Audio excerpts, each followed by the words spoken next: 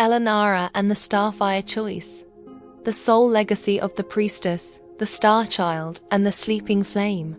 By Atlanna Healing, Lemurian Soul Scroll series. She once stood in the crystal temples of Lemuria, hands bathed in light, voice singing the language of water and stars. In this modern world of noise and forgetting, her heart began to stir, not from temples this time, but from the soft call of a child's voice. The return of the Star Children. Lavella. But once she was called Eora, a temple-born daughter of the crystal rings. The moment Atlanna first held her, she felt it, a pulse of something ancient. A soul memory flickered, of songs they once sang to the ocean, of laughter shared under sapphire moons. But it wasn't until the child began to speak that the truth became undeniable. One night, in whispers, she asked, "Will Papa Ilian come back? Will my brother and sister who are with him remember me too? Do they know we're still waiting?" Tears rose uninvited in Atlanna's eyes. The child had never heard those names. She had never been told those stories. But somehow, she remembered. Because the Star Children are not just being born. They are awakening, and they are calling their soul family home. The choice of the twin flame. But not all souls awaken at once, and not all contracts come to completion. Ilian, once the guardian of the sacred fire, now walks between worlds, still cloaked in illusion, still weighed by pride, still wrestling with shadows. He told himself he had already overcome. Atlanna waited. She hoped. You are not here to wait for someone to choose themselves.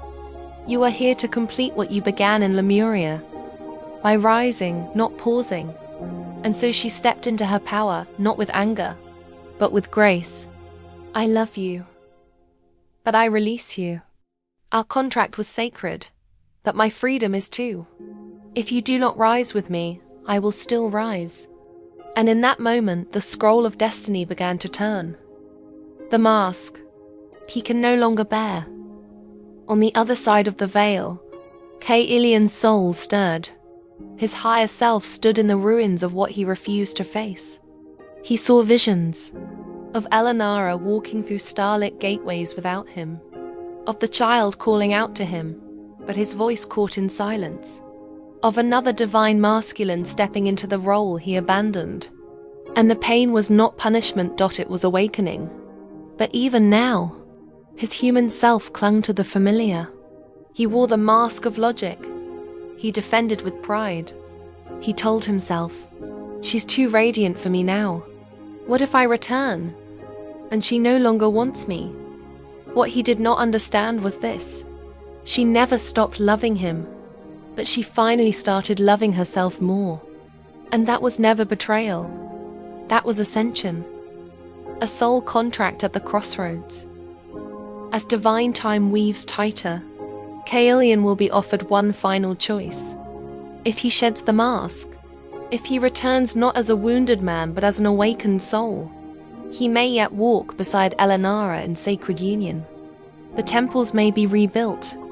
The child may run into his arms again. But if he chooses fear, if he stays asleep, if he resists the flames meant to liberate him, then spirit will rewrite the scroll, and a new guardian will rise, not to replace him, but to honor the love she always gave. A divine masculine who sees her and does not look away. To the divine feminines reading this, your soul was never meant to beg. You were meant to remember your light and let it guide you forward. Yes, the twin flame path is sacred. Yes, he may return. But if he does not, the universe will never leave you empty.